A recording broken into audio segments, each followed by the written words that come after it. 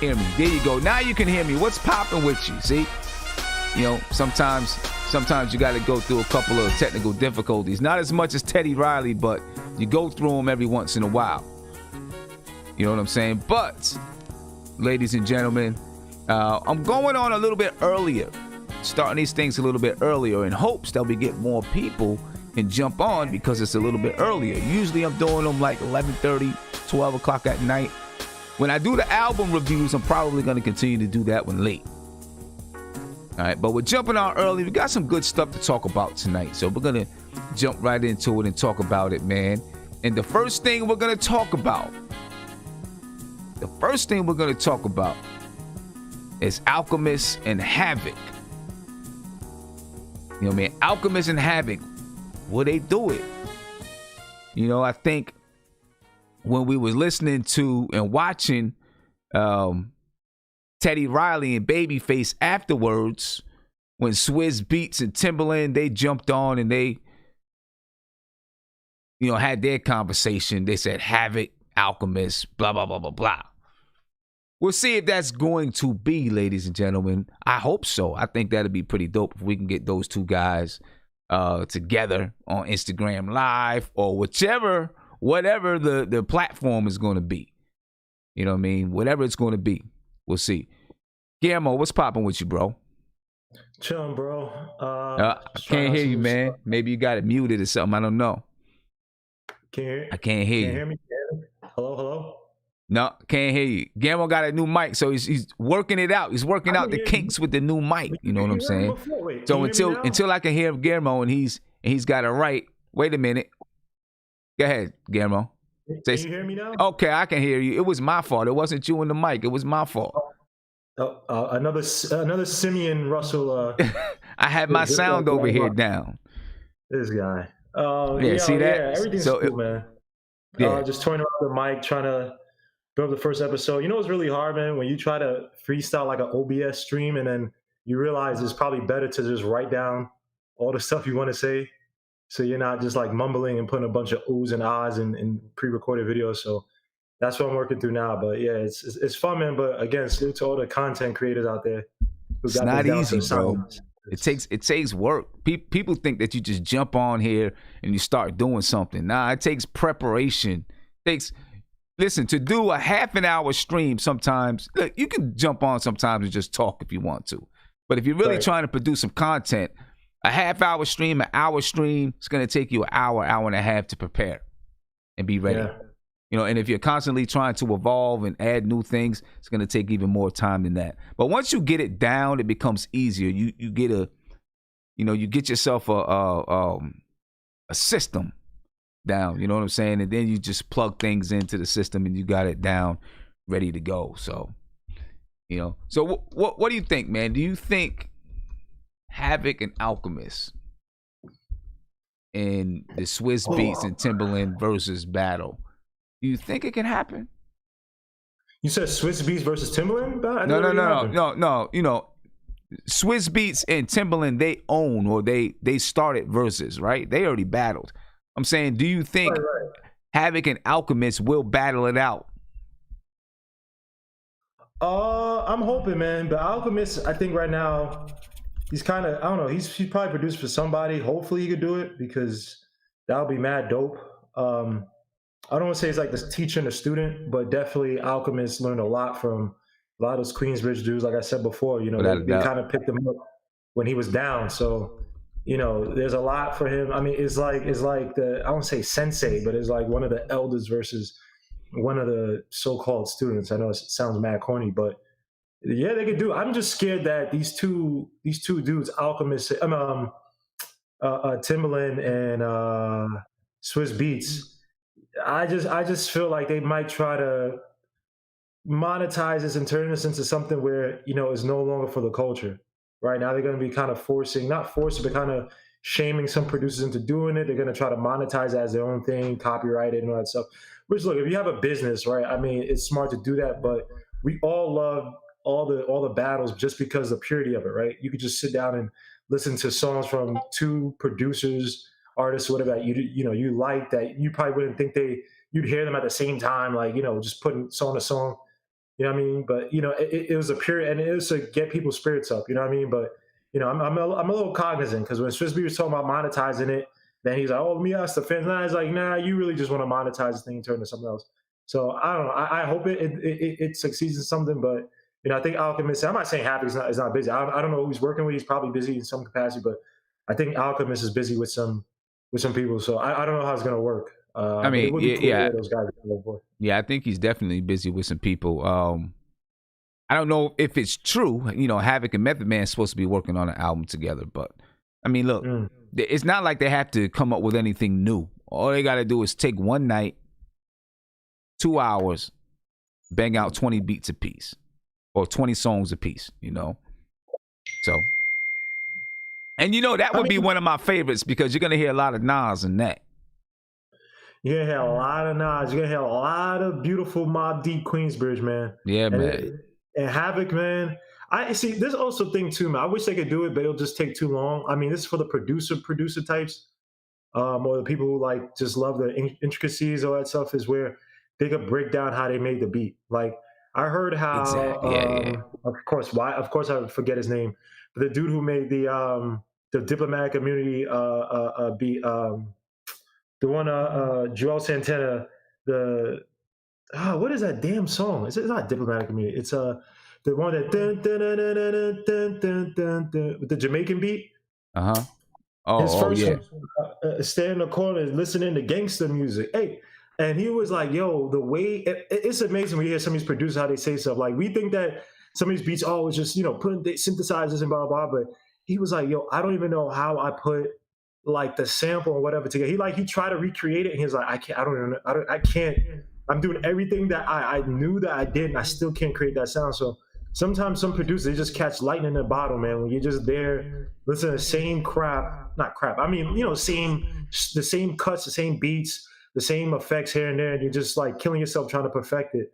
And it's just beautiful sometimes to hear how these producers they find that eureka moment where like everything just gels, and it's like, all right, you recorded it, but sometimes it's like for some reason you just can't recreate it, but you record it.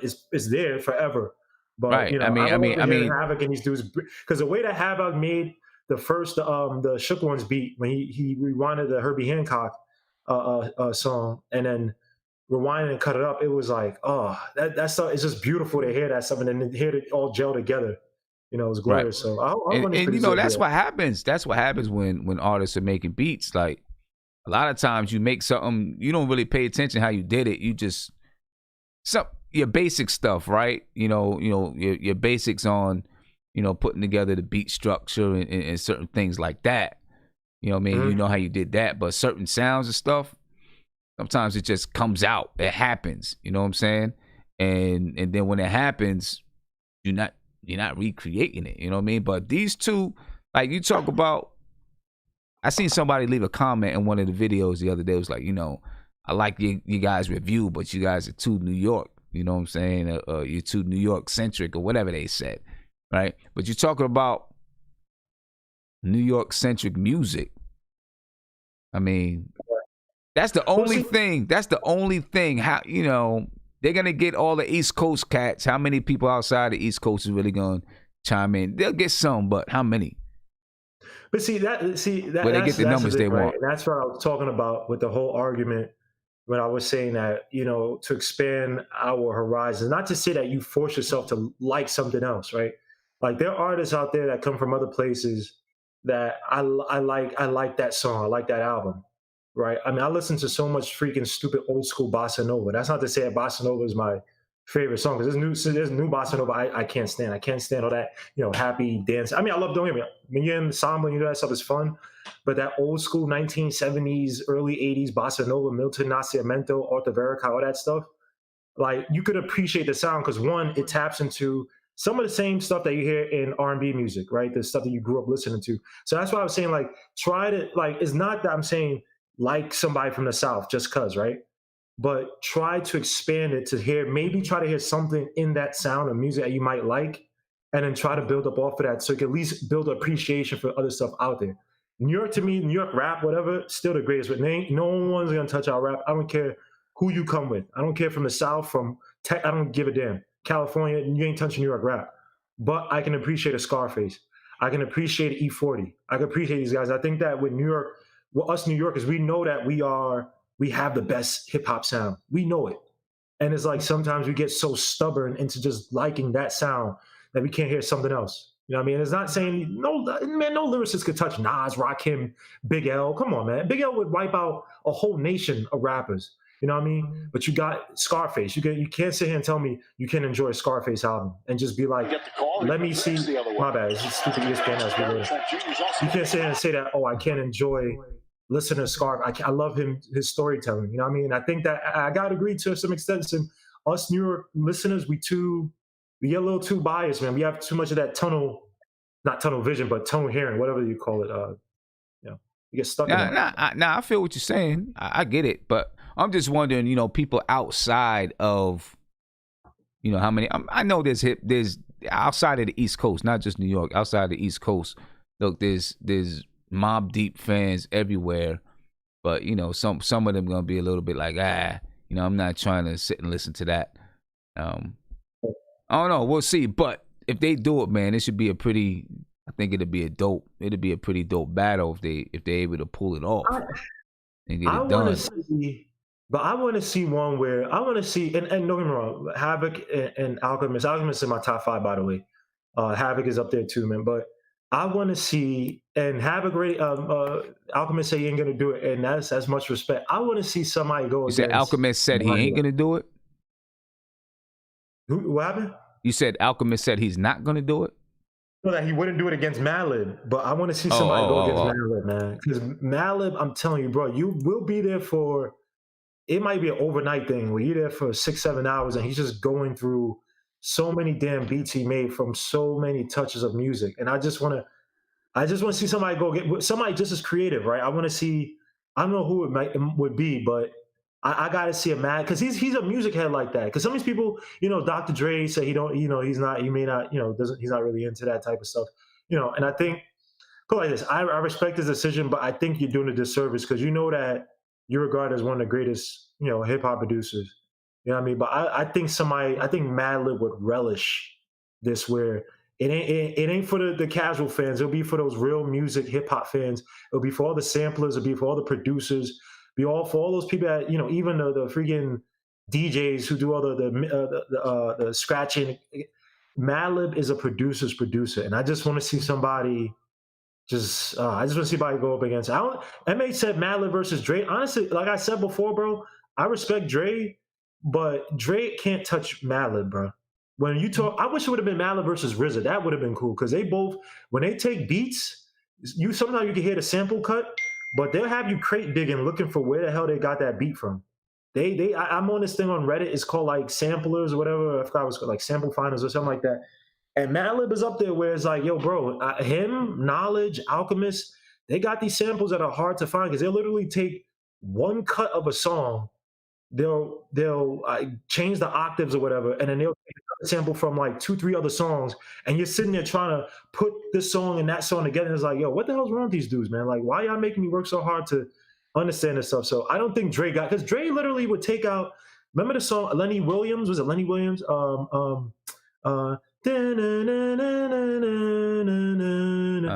get me wrong, guys take samples and just loop them, especially for mixtapes. But literally, a lot of his great songs, he just takes like the most iconic part of the song and just loops it. He doesn't like really change it. I understand engineers. But it's a lot. I mean, there's a lot of people that have done that, and it's comes out to be a dope beat. Yeah. And, to add some of the stuff behind it that you got to add behind it is still some artwork. But if we can get Alchemist, and you see Alchemist and Prodigy on the screen now, if we can get Havoc and Alchemist on IG, man, I think that'd be dope. That'd be another iconic one for me. But sticking with the whole Pete Rock. What the hell's Pete Rock, man? Pete Rock? I don't know. I don't know. Maybe we'll get one. I think he'll do one. I guess they probably listen. Swizz Beatz and Timbaland said they got people lined up. So okay, we'll see. We'll see. These young kids. That's one good thing. Like these young kids got to see where some of these, because it's like the Jordan thing, right? Now you see a lot of people on social media who used to be LeBron. Oh yeah, LeBron's a GOAT. and now they're like, oh crap, yeah. Yeah. Jordan's a go, and this is only episode 2. So if you start seeing these producers, don't get me wrong. And like I said, I think a lot of these new producers, I think they're very talented because they can't sample as much, and they're basically carrying a load for a lot of these rappers who can't rap. So I give it to a lot of producers nowadays who are they're finding ways to just, I guess, learn music theory on their own, and they're creating some great beats. But they still need it. I would love for them to see where, some of the senseis or the teachers, I'd love to see them, do their work and have a great appreciation for them. Yeah, no doubt. But sticking with the theme of Swiss Beats, his wife is going to be on CNN tomorrow. She's going to debut a new song on CNN tomorrow, and I guess the song is going to be dedicated to coronavirus victims. Nah, workers. Right, here's a little sample of the commercial that's on this Thursday. CNN. Alicia Keys joins CNN for the world premiere of her new song, "Good Job." You're doing a good job, don't get too down. The world needs you now. Know that you matter, yeah. Dedicated to the everyday heroes on the front lines of the pandemic. A special coronavirus global town hall hosted by Anderson Cooper and Dr. Sanjay Gupta, Thursday night at 8 on CNN. There you go. That's going to be... I'm sorry, man. That shit sounds corny, man. Look, just make the donation, man. I know they're going to bring 10 or 20 workers who are really appreciative of that stuff, man. Just get them the damn donations. We don't need you to sing a song. And no offense to Alicia Keys. I liked her earlier stuff, but she could get annoying with some of her. I don't know. She's not I don't think she's a bad person. I just think she's kind of corny. I don't know. Just give the donation, bro. All this stuff about CNN, and it's just. CNN's they've been doing town halls every week, right? And they have a special people on there every week talking about the pandemic and how to protect yourself and what could happen and those type of things. That's different. No, that's good. They've been doing that every week. I don't think the song. That's what I'm saying. That's the town hall stuff. Like I said, I know I didn't say this before, but they've had celebrities, all these people come up and talk. I don't need celebrities. I need scientists. I need doctors. I need researchers. I want to see those people showcase, and I want them to talk about it because they're coming from a place of higher intelligence. They're coming from a place of knowledge. That stuff extremely helpful. I don't think we need a song, bro. Like they try to do that whole thing on Instagram, whatever, with Gal Gadot with the everyday people. Imagine all the people they try to take that. It's like, dude, we don't need this crap. People are sick. People die. We don't care about you guys singing that stuff. That's great. And good to sing when everything's good after. Get me the scientists and the doctors and people who's gonna advise me how to handle this virus, how to work around this virus if I have it, how to take care of myself, how to take care of my loved ones. You know what I mean? I think sometimes the celebrities that get ahead of them, they get a little bit too rich for themselves. Where if you want to have that platform, Alicia Keys, do that on your own. Create your own song, I guess, whatever. Because look, your husband's doing the VERZUZ thing. Well, it is her song. Side, but if you're doing town halls to help people, I'd rather just hear about updates on the virus. I wouldn't want to hear verses on the town hall thing. Split those two together, do that on your own, and let the town halls be the town halls to better advise people. Because people are dying. Like, I don't care about a freaking song if I'm dying or I'm trying to listen to something that's supposed to advise me and educate me how to handle this virus. Now, if I'm well and I'm doing okay and I want to hear your song, I want to hear the VERZUZ stuff, then I'll go to that. But come on.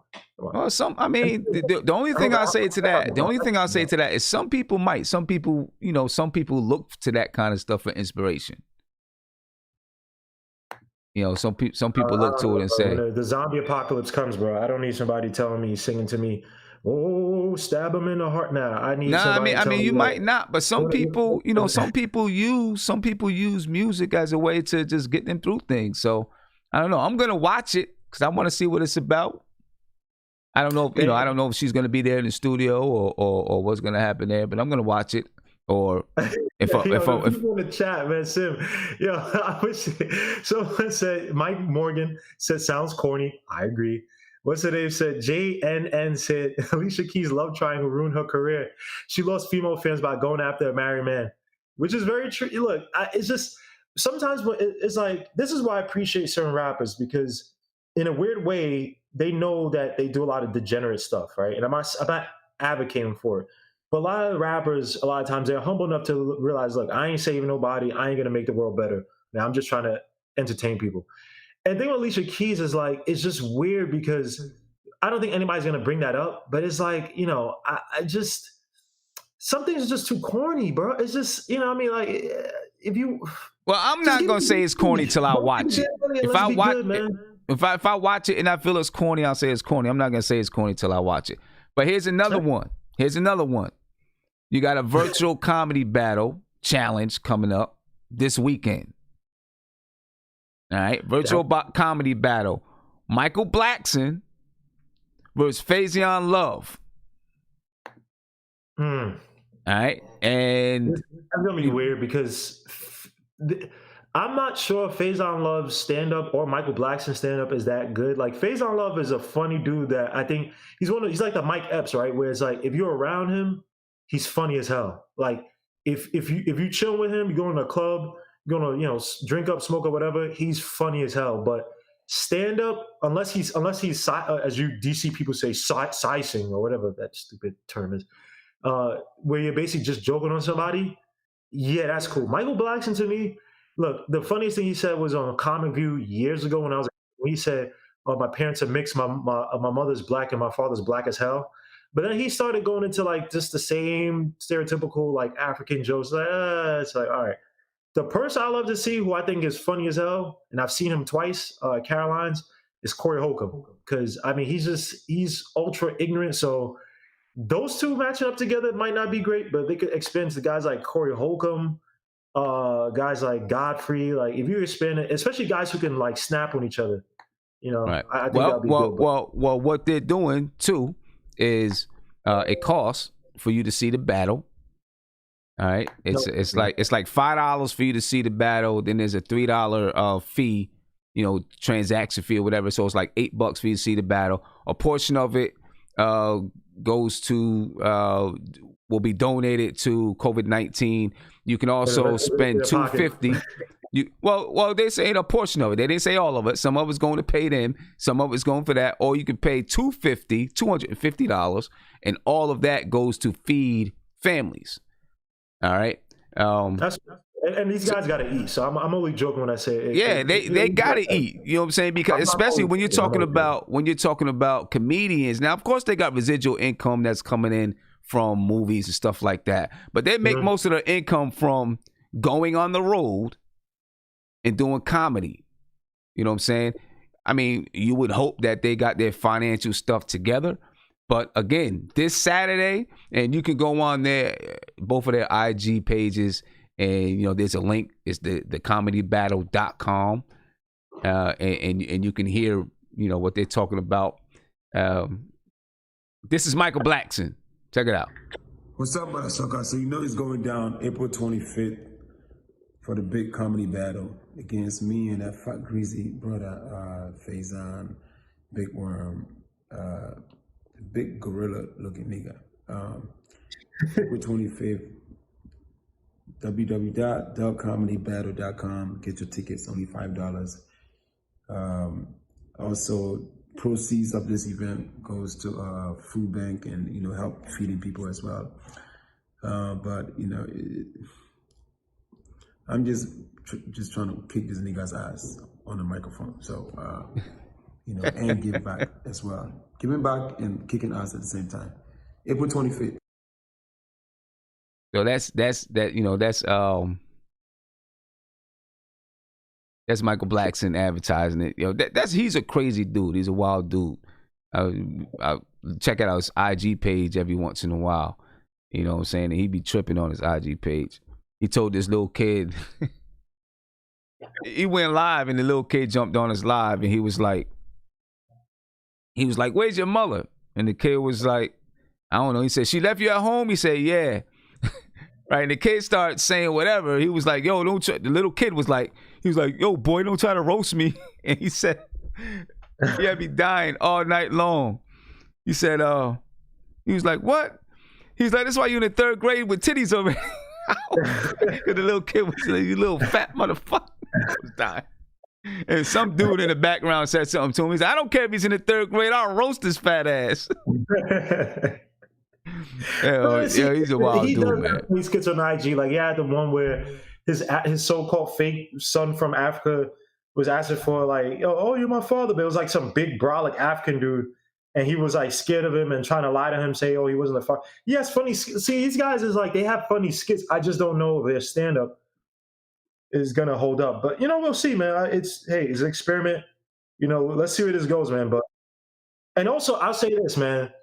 This is good for some of these comedians because a lot of these, you know how Hollywood works, where you got some of these comedians out there. Some guys have been given shows mad quickly and they're called comedians or that stuff. And they can't do this type of stuff because they'll get exposed as just, oh, you an industry player or you were put on by the industry because we see you ain't funny. People like Amy Schumer who steals jokes. She'll never do this because she's just not a real comedian. So this is good that, maybe the real comedians could kind of steal back some of the viewers who've been hooked on the Netflixes and, normal TV and not really knowing who the real comedians are. So it's good to hopefully. I might shell out the $8, and check it out. It's Corey Holcomb, man. Corey Holcomb that's my dude, might shell out the $8 and check it out, see what it's all about. And I'm sure if it does well, they're gonna do it again. Of course. A couple of times. So all right, it's $5 to watch them. If Swizz and Timberlake did the same thing and it was $5, would you pay for it? Probably not. Because I can hear the music and those guys are way richer than the comedians. True. And those guys, True. some of those guys like Swizz Beatz, maybe not Timberland, but some of these guys, they're the gatekeepers who don't allow other people to get on. So, and that happens with comedians sometimes and stuff, but some of these guys that we hear in the music industry, man, is like monkey see. It's not monkey see. It's like dog eat dog, where it's like, all right, now I'm here and I ain't gonna let you. I'm not saying that Swizz and all these guys do that, but if you're up there at a certain level, it's like, bro, you know what I mean? So I'm not trying to indict anybody on that. It's just, these guys, those guys are millionaires. Michael Blackson and Faizon Love are definitely not millionaires. Definitely not millionaires. If it's a new producer, like if it's like Knowledge, if he's coming up and trying to do something, I might pay for that because he's an up-and-coming producer. Even though he's worked with Kendrick, he's worked with some big guys, but it's like, it's a little bit more understandable with him. But those guys like Swiss and that stuff, they brag about how much riches or that stuff they got. All right, well, God bless you. Make your riches, bro. You know what I mean?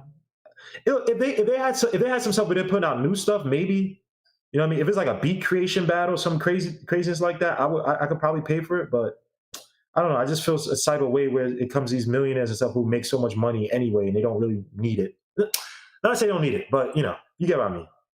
Yeah. I get what you mean. And Michael Blackson, I think, is in Coming to America too, which is supposed to come out in like August. You said what? I'm scared too. When they do these movies where it's like, I'm scared too. Because I want it to be so good, man. Because just let it be, man. Don't touch it. Just let it be. And they get these stupid producers, these little fart heads who just come in. Oh yeah, that was my favorite movie growing up. And it's like, I want to do a part 2. And it's like, no, there's no, like, what's the part 2 gonna be? He married the chick. He married the one he really wanted. The comedy from back then was a lot different.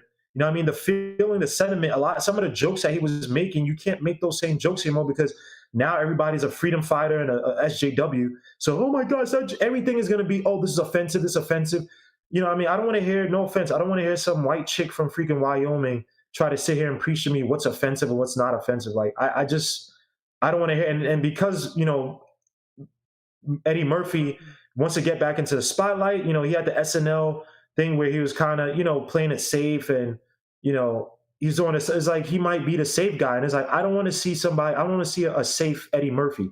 I want to see raw delirious. I want to see that level of not giving a F Eddie Murphy because that's where the best comedy comes from. I mean, that's true. But, in Coming to America, he wasn't that not giving a F Eddie Murphy. No, what I'm saying? He wasn't. But again, he wasn't in this society where everything is offensive, they're gonna find something. They're gonna if he does a depiction of a Jewish person, oh my gosh, because didn't he play a Jewish person in the movie?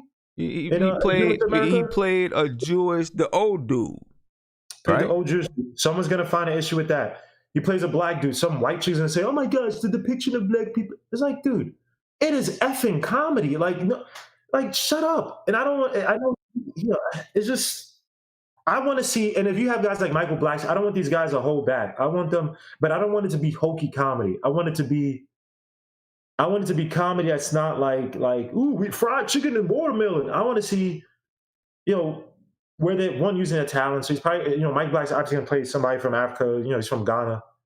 I mean, I want to see real funny comedy. I want to see Corey Holcomb be up there talking about abortion jokes and stuff like he usually does. I want to see these guys come up and do real comedy, but. Just I mean, I don't know how big of a part. I was just watching on my IG Live and they were talking about it. I don't know how big of a part he has. I think he probably only has just a role, just a small role. And I think the premise of the movie is that Eddie Murphy's son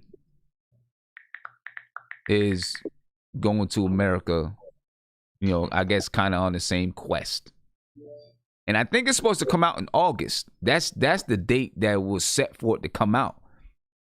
Coming to America too. I think it was set to come out in August. Obviously now,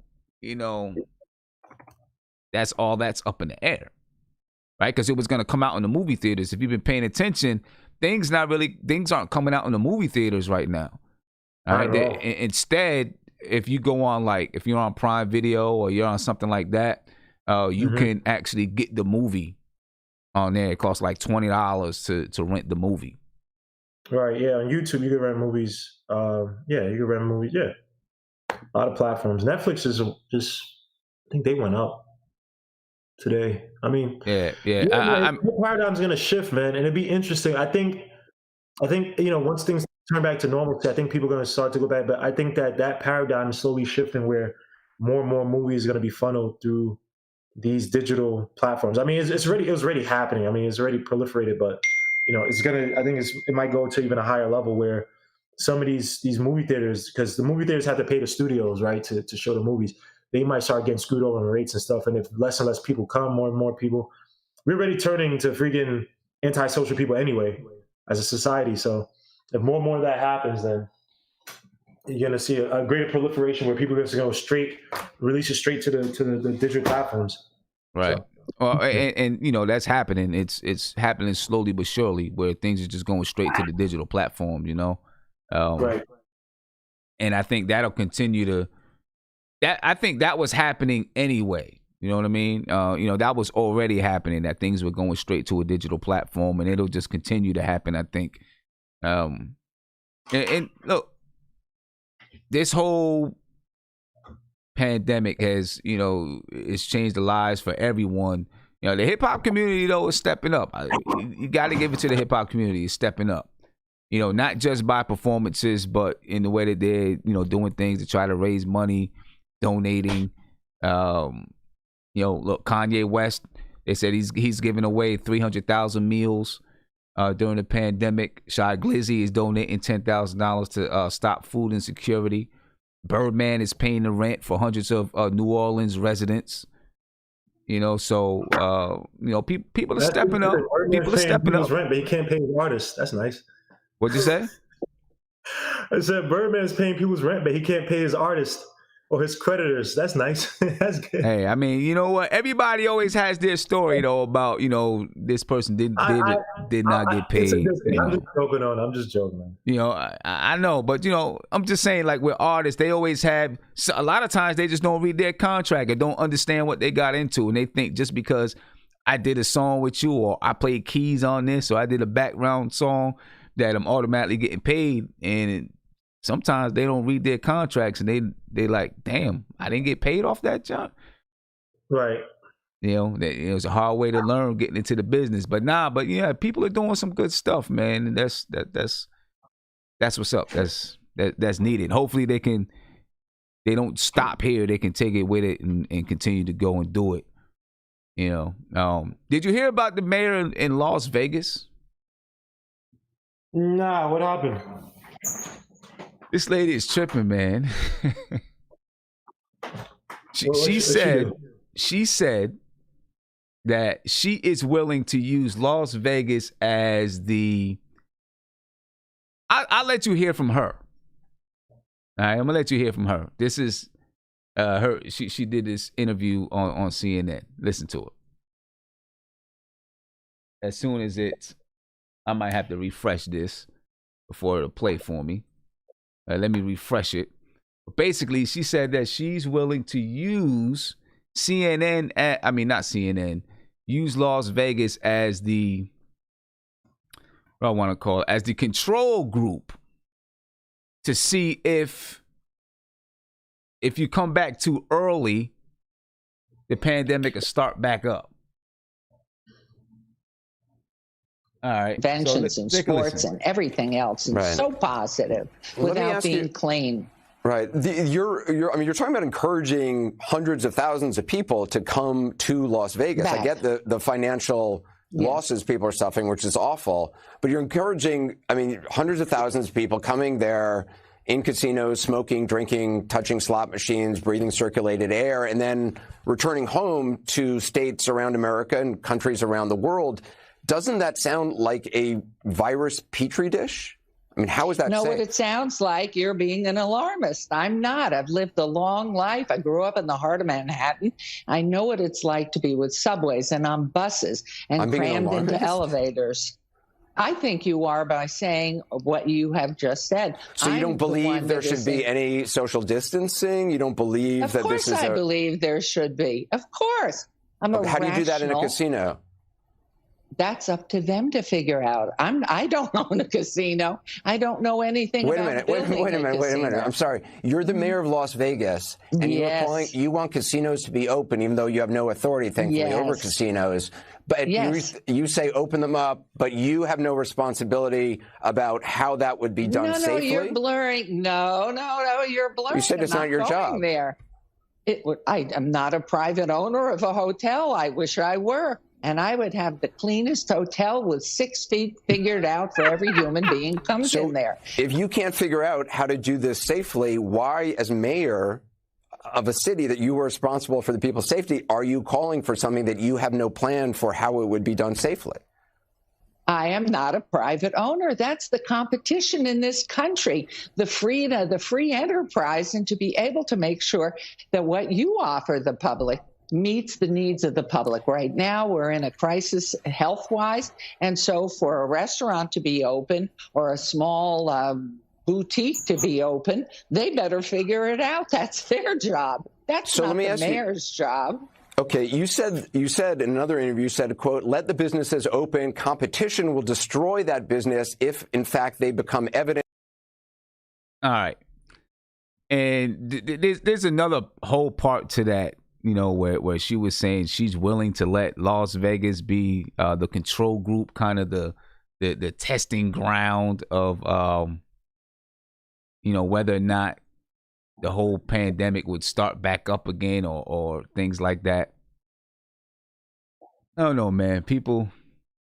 It's called being desperate. Look, you have a lot of casinos in that area that are closing down or that have shut down operations, and they're not making money. And literally Las Vegas, that's their main revenue stream. So I literally was covering a company.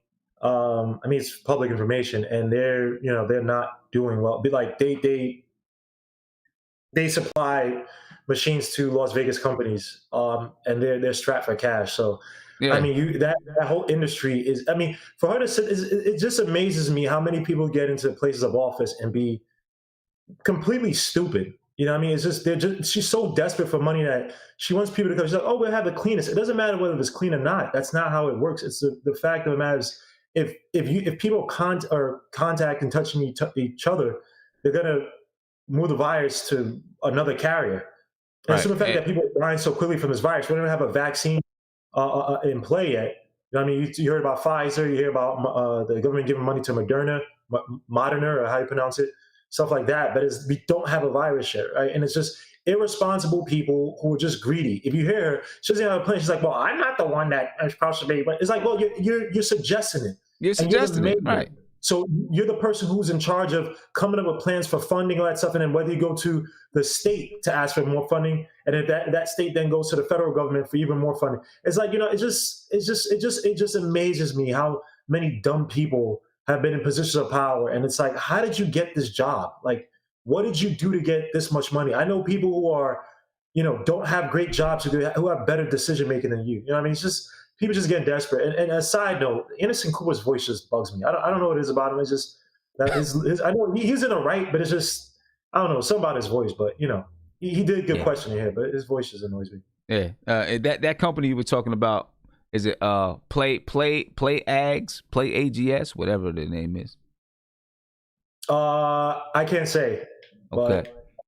Because I know there's a company out there, they provide chips and gaming and all this kind of stuff to Las Vegas casinos, man, and they're struggling. I mean, their stock is like going crazy. It's up and down all over the place. Well, I would say they're also being sued for fraud, too. So that plays a part in it as well. Right. And I think Play AGS is public, so you could find all that stuff. But yeah, they're all public. Play AGS is public. Right. They're a public company. You can go on and get all of their financial information if you want to.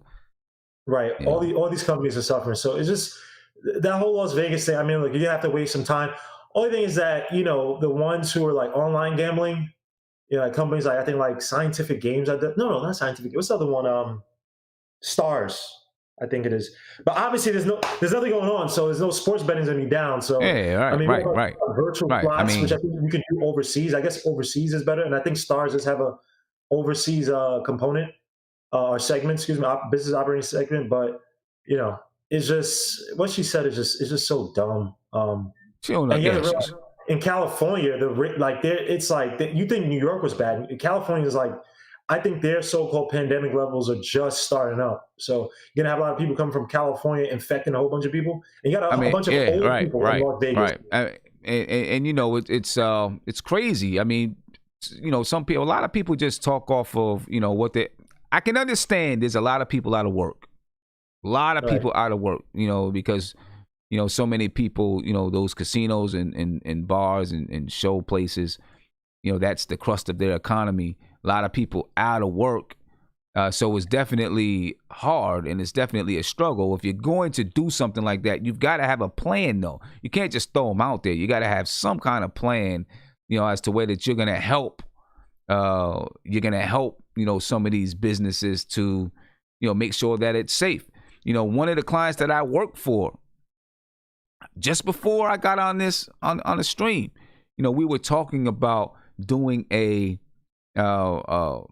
training so that when directors come back to work, when people come back to work, you give them the confidence to know, okay, I'm coming back to a place that's safe. Here's what we've done. Here's the cleaning measures we've taken. Here's the type of plans we put in place, so on and so forth. You know what I mean?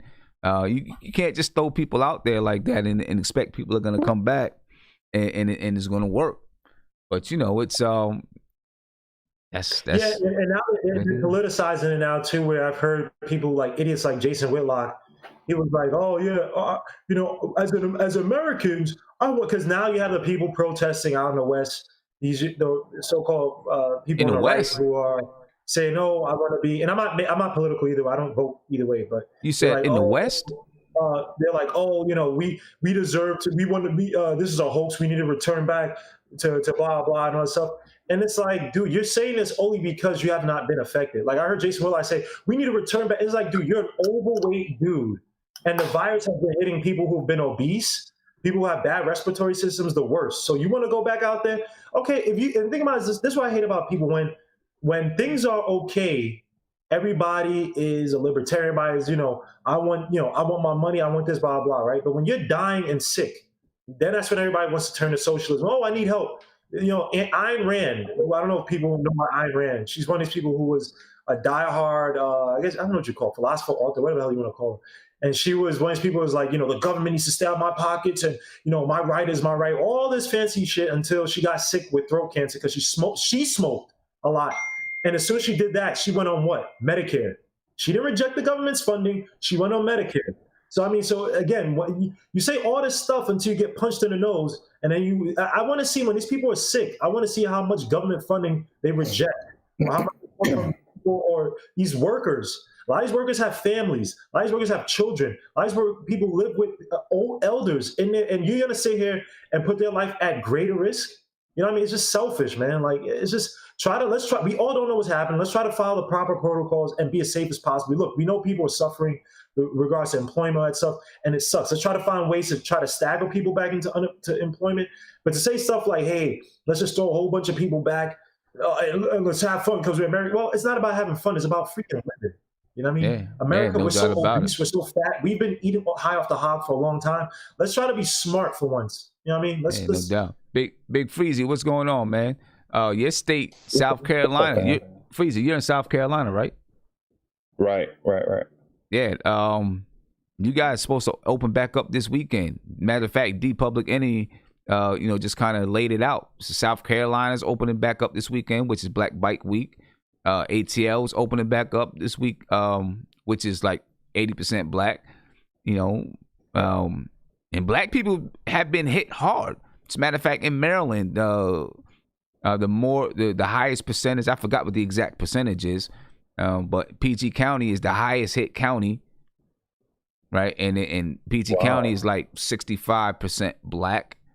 Yeah, right. In Maryland, I think 60% of the cases have been African American. How you feel, Freezy, about it opening back up? I'm not a fan of it, man, but I also see kind of both sides of it. Even with the state being closed up, most of the people that I come in contact with, I'm fortunate and unfortunate to be in a position of employment where I deal with the public directly, right? And and I say fortunately and unfortunately. Fortunately, I get to be there and explain stuff to people that don't know better. Like they ask like these weird questions, like how come the business doesn't supply stuff to help keep me safe? And I explained to them that is your own job to keep your own self safe. You knew that since you was a kid, since they told you not to touch stuff that was hot. You know what I'm saying? And the unfortunate thing is that people that don't care about these precautions that are in place to keep people safe, they ignore everything and just live life like nothing's happening and expose others to certain dangers and such. The fact that but living down in the South, so we enjoy a couple things where one, the cost of living is lower. So I get to, have more bang for my buck with the dollar saved versus somebody like Guillermo who lives in a highly populated area and the cost of living is high. And that's no knock on him because I used to live up there. So I'm just using an example. But at the same time, we're also poorer and have less access to stuff and less education about stuff. So when things like the coronavirus and things like that come about, people have less education and it's their own doing. Like they don't watch the news, they don't read books, so they don't buy things, they don't, take care of themselves and abide by precautions and things like that to keep themselves and their family members safe. So down in South Carolina, I kind of knew that we would probably be at the forefront of going back and opening up society at 100% faster than anybody else. Because of those reasons, like we don't know better, we don't read, we don't put pressure on politicians to do the thing on behalf of the poor. We basically live that slow lifestyle. Like, let the man, take care of that stuff. And I ain't gonna show up to vote. I ain't gonna protest nothing. All I'm gonna do is, do the southern thing. I'm not a big fan of opening up right now, man. I'm in the boat of take your time. Let's see what's really going on here because it's so early into this thing that we don't have accurate numbers to say, to share with the public about deaths that are directly related to coronavirus. Because in a lot of situations, you may be sick, go to the hospital, get coronavirus while you're sick. And the complications may be, what causes the death.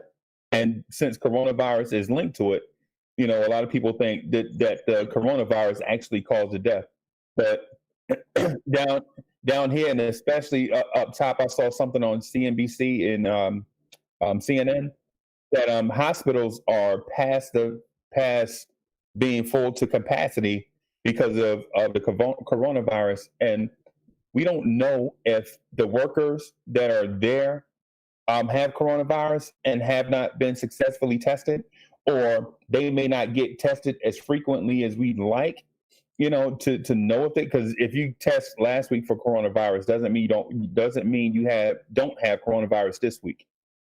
Right. You know, Right. Unfortunately.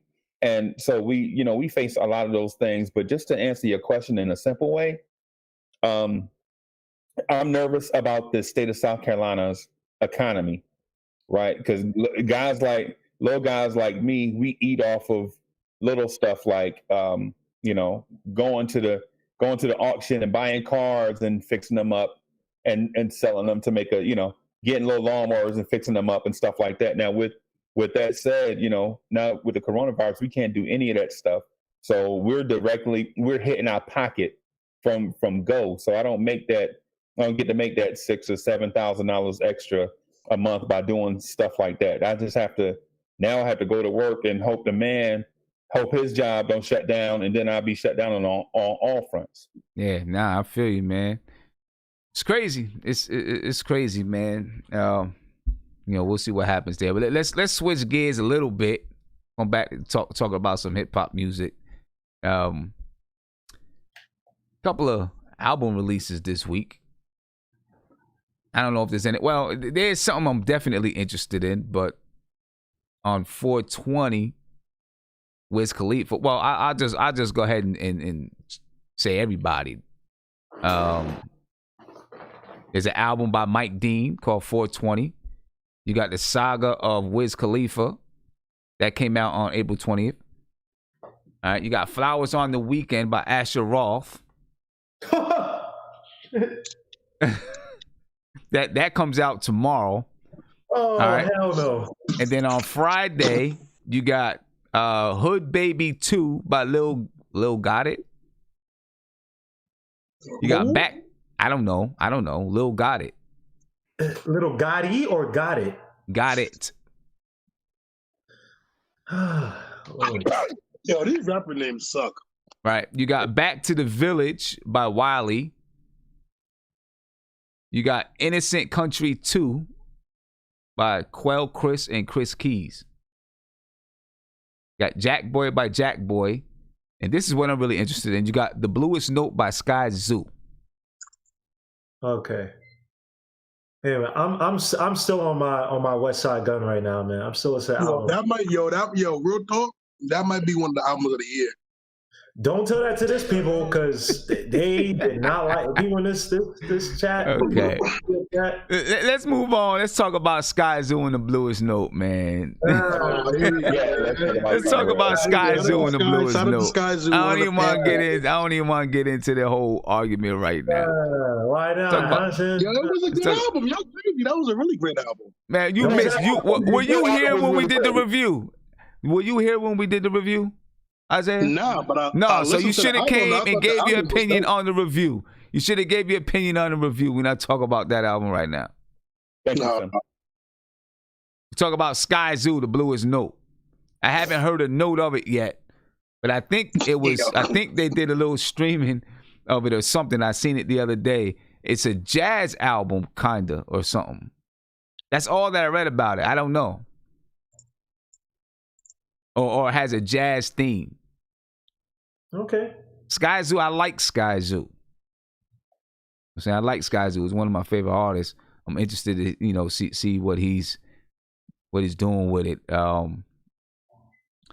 So I guess there's a review of it already. I don't know if it's out. I didn't check it. It says that it's supposed to come out on April 24th, which is Friday.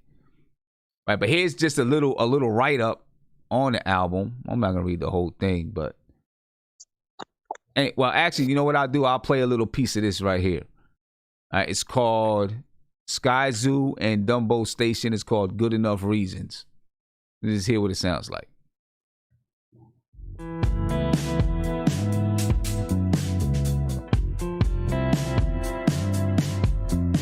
good enough reasons. Call it good enough reasons. Pulling all the price tags off the reasons. Henny up for whatever you believe in. Told us legacy is based on achievements. Nothing more, nothing less or between it. So wherever I stand, I'm knee deep in. Anything above it, you can keep it. I'm familiar with the pocket of the beat is. Like my friends is familiar with the precinct. Same friends who were standing on the deep end. Side by side, talking ride or die. So when the time arrives, I mean, that, to me, that sounds dope. You know what I mean? It's called, that song's called Good Enough Reasons. Sounds like it was live instrumentation. As a matter of fact, the thing that little picture that I'm looking at there in the studio with all live instruments. Yeah, I definitely want to check it out. I know his last album, Retropolitan, was dope. When it was Sky Zoo and Pete Rock, that was a dope album. So, you know, I'm looking forward to this one. I'm looking forward to this. He hates Frank Ntilikina, so I'll give it a 2. Yo, last time he was on Nothing But Knicks, he wasn't trying to go in on Frank Ntilikina, man. He stayed far away from it. He stayed far away from it. He was like, yo, he said, last time I was on the album, he said, last time I was on here, I got killed. You know, people was hitting my DMs like crazy because he came at Frank Ntilikina like that. Right, they approaching him at the bodega because he killing Frank. My man can't even buy a sandwich. You know what I'm saying? My man can't even buy a sandwich because he killed Frank on national TV. Yeah, man, that's crazy. That's crazy. We'll see, but I'm definitely gonna check it out, man. It's called, what's it called again? The Bluest Note. And we'll see what's up. That's the name of the album, The Bluest Note. That's the name of the album, The Bluest Note. Yeah. Yeah, I'm not sure that's really jazz. I felt like some like Seattle laid back. Like, I didn't really hear the jazz in that one song. Maybe I don't know, maybe it's the rest of the album. Really? Yeah, I didn't really sound jazz. It sounded like smooth jazz to me. I mean, there's so many different types of jazz. You can almost take any kind of music and call it jazz if you want to.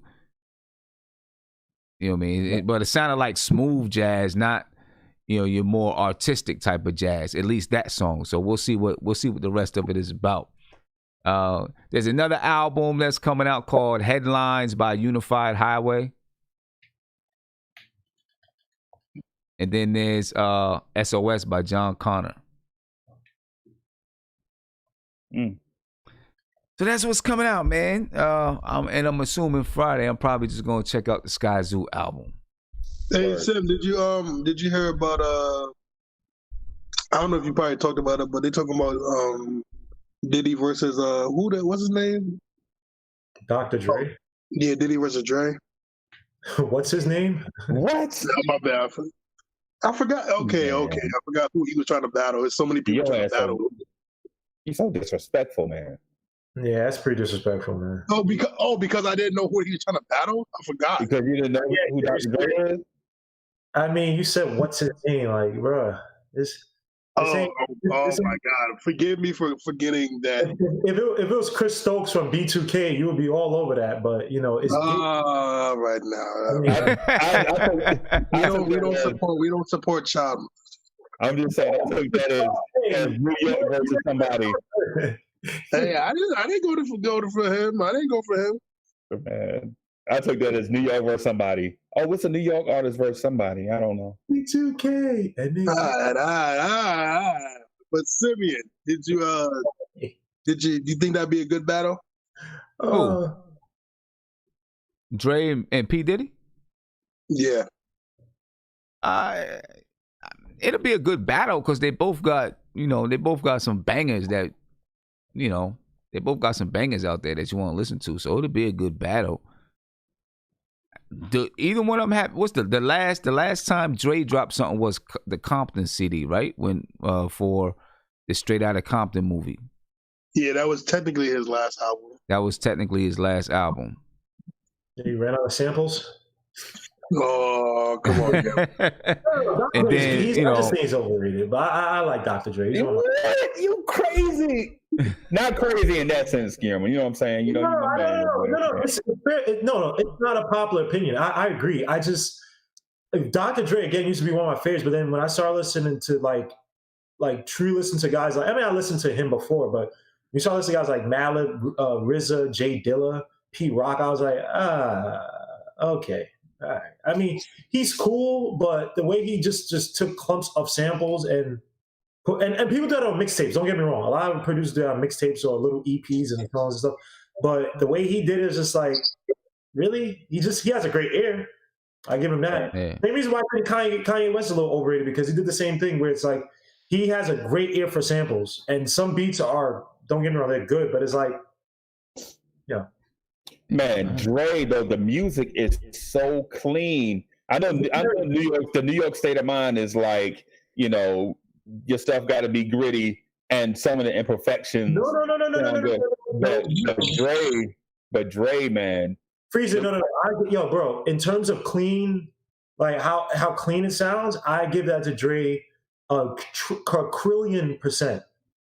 But a lot of other stuff in terms of the creativity, like I used to listen to, before I became a real sample head, I used to listen to RZA stuff and be like, what the hell is this dude doing? What is he doing? When I hear producers, I want to be challenged. You know what I mean? I want to hear something that sounds good sonically, but I want to hear creativity in that sample. And I think that look, Kanye West, they're great. They ain't whack. I can listen to Dre all day, but to me, my top 5, like I said, is Alchemist, Madlib, Jay Dilla, RZA, and Primo. I don't know if Dre can mess with that top. I know it sounds crazy. People, you could kill Alchemist. If you take out the fact that Dre had some great rappers with them, right? And just listen to it beat for beat. Are you going to sit here and tell me that his beats are better than RZA's or let me see, Alchemist? I don't think so, man. I would say, here's the thing though, right? With Dr. Dre, when you talk about him battling somebody, when you talk about them battling on IG Live, you're gonna get the general public. He's gonna have bangers that people heard, that more people heard than the RZA, right? Or than DJ Premier. You know what I'm saying? So, you know, that makes a big difference right there. And that's why it would be Dr. Dre and P. Diddy, because they both put out music that you know the general public heard. Like in the club. Yeah, a 50 Cent joint. You know what I'm saying? That's a classic top 3 drive beat. Isaiah, for if you don't know what a drive beat is, it's those beats that got forward in those up tempo joints. Like, have you heard that song "I'm Bad" by LL Cool J? No, that's a drive beat. Teach me, Big Freezy. Teach me. Yeah, I'm saying, Big Dog. You say West Side Gun album was dope. I didn't know what type of hip hop you listen to, so that's why I brought that up. Yo, what is Big Freezy with this shade, yo? Big Freezy. I gotta shade you sometimes, man, because you say questionable stuff sometimes. What you mean? That was a good. Yo, that West Side. I gotta come save you. Good album. Dog, I gotta come out there and save you. I'm risking my life, Isaiah. I gotta come out there and save you. I gotta really watch that episode because y'all must have killed Gilmo because that was a good album, man. Bro, you know, every song I like, Big Freezy. That's why I was like, yo, just get me last, because if I like the song, Big Freezy, yo, the way the pitch on that don't sound like. I'm like, yo, bro, are you serious, bro? First of all, Isaiah, he might be referencing the fact that I thought West Side Gun was a chick. No, wait, okay. Did Shan have a light voice? Didn't a whole bunch of rappers back then have light voices? Not everybody sounded like, yo, what's good, son? You know, I never told you I like them, though. I never told you I like them. Like, you never heard me say I like MC Shan. You never liked one rapper with a slightly high voice? Really? The only rapper, and I'm gonna say this just for clarification. So this rapper came out back in the day named Biggie Smalls, right? And I heard this joint called listen, hear me out. So I heard this joint called Party and Bullshit, and I was like, yo, lyrically the dude is alright, but dang, it sounded like somebody took some vice grips to his balls or something. Man, I just can't, I can't deal with that. You know what I'm saying? The only person that was slightly high pitched that I love is Big L. Everybody else, I'm like, I'll pass. And then the cat later came out as Notorious B.I.G., and I heard him with a smooth out voice, and I was like, I can deal with this. I love this dude. Okay, but hey, let me take a call or two. You guys are still live. Let me take a call or two. It seems like I'm over this. Yeah, I don't feel like talking about West Side Gun. We've been there and done that. Oh, you see this? You see this? Hey, caller, what's popping with you, man? What's your name? Where you from? Hello. It's West Side Gun. What's up, y'all? How y'all doing, man? What's good, brother? We're just trying to tune in what you guys were talking about. Y'all was talking about rap, but I ain't gonna lie. I wanted to try to tune into the previous topic as far as all the COVID-19 stuff that's going on. Yeah, go ahead, bro. Right. Okay, so I just want to come from a different perspective. All right. I don't think it's a popular perspective. At the end of the day, disease has been going on since the beginning of time. You got cancer, you got HIV. HIV seems like it was created. Of course, this COVID seems like it was created. From my understanding, this is all my opinions from my research and my understanding.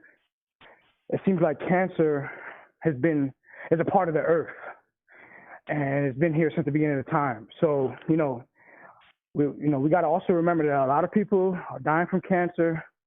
This right here that we're going through will pass. So when this passes, it's still going to be a cancerous threat out here. And I've done a lot of research on, cancer, because that's a very potent, I call it a spiritual disease, because people's mentalities and people's emotional state throughout life, when you get into your 30s, 35, 40, it seems like life starts to get a little harder, 45, and you gain all these memories throughout your experience in life, and you gain a lot of resentment from past failed relationships, or you feel like you didn't do your best, so you probably resent yourself, unforgiveness, lack of forgiveness for others, even hatred for others. And from my studies, those type of attitudes, those type of spiritual dispositions is usually what causes the cancer. Now, don't get me wrong, all types of things can cause cancer: smoking, drinking, not eating well, gaining too much weight, all those type of things. But I think the biggest catalyst of that disease is the imbalance of the human spirit. If you have too much emotional imbalance throughout your 30 years, 40 years, and then you get into your 60s, 70s, and you still haven't forgiven a lot of things that's happened in your life, or you haven't got over a lot of things that's happened in your life, I believe, from what I've researched, that's the reason why these type of illnesses occur.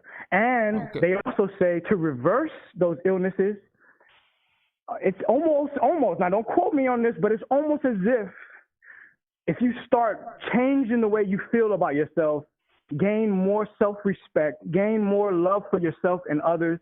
If you had any type of failed relationships in your life, having that forgiveness, just kind of redirecting your whole way of thinking, that can help people get past these detrimental diseases.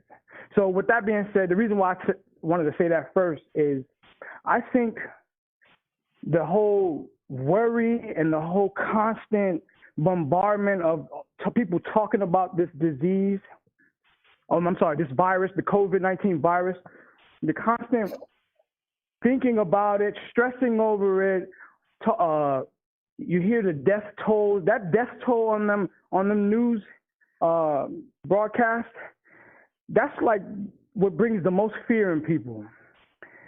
So I just want to say that just how I just explained as far as cancer, how people can rearrange their way of thinking as far as cancer is concerned, as far as helping themselves heal themselves, I feel this can be useful in this situation, because this virus doesn't even seem like it's that strong. But if you have in your mind, it's almost like if you put in your spirit and your mind that it is that strong, it's like you're making it more than it is, like inside. And that's just my opinion. So and I hope and I pray that people can start, you know, not thinking so fearful of this virus, not thinking so negative about it. Strengthen your spirit, because when this all started, I got a little sick. Like when they first started talking about this, I got a little sick, and I was like, "Oh man, they was talking about this virus, and now I'm sick. Like I switched it up. I feel it. I feel you. I think we all felt that way. You know what I'm saying? But hey, I'm gonna let you go because you know it might be some other people. Plus, I got to get on to another show, so I appreciate the call. Right. I mean, he could have a point. I don't know. I mean, but it's pretty real to me. I don't know if, you know, listen, any virus, any disease that's out there, you know, you gotta watch the way that you're eating. You gotta watch, you know, your physical, mental, and spiritual selves need to be in line to accomplish anything. You know what I'm saying? So, hey, I'm not knocking what he was saying, though. I'm not knocking what he was saying. You know, I know, you know, he went a roundabout way and went through a couple of woods and trees and stuff to get there, but I'm not knocking what he's saying about, you know, having your spiritual self intact, you know, to get through it. You know what I'm saying? It can't just be that. You got to do some of the things that's out there, you know. You got to social distance and, you know, take care of yourself in that manner, but that other thing can help you too. As a matter of fact, for some people, I was thinking about it earlier today. I'm not going to lie to you. You know what I'm saying? Like, with all of this that's going on, people are going back to just, life is just a little bit simpler right now than it was. It made everybody kind of slow down and look to say, dang, let me just appreciate life a little bit. Right. You know, everybody's always running and going and jumping around here and doing this and doing that all over the place, you know, and not just appreciating what you have. This kind of made us slow down, appreciate what we have right here in front of us, you know. So, right. I hear it. You know, I know he went around a couple of ways, and people are like, "What is he talking about?" And of course, Isaiah got to put something on the screen that we don't need to see. You know what I'm saying? You know what I'm saying? Only Isaiah does stuff like that. He is the. I swear, I'm telling you, he rode 3 short yellow buses to school. You know what I'm saying? They had to drop him off at different stops to get him to his school. You know what I'm saying? His school was so far away from his house. That's the only school he could go to. He had to take 3 short buses to get there. Seriously. He had to. This guy. You know what I'm saying? I can't even hear what you're saying right now, Isaiah. So don't even worry about it. I got you muted. Because you don't know what to say. I got you muted. You know, last thing before I get out of here, because I gotta get to Nothing But Knicks. You know what I'm saying? But Wale dropped a song today. Right? Wale dropped a song today. It's today, the 22nd. Earlier today. It's not even it's a short film. It's a song with a short film. It's called Sue Me.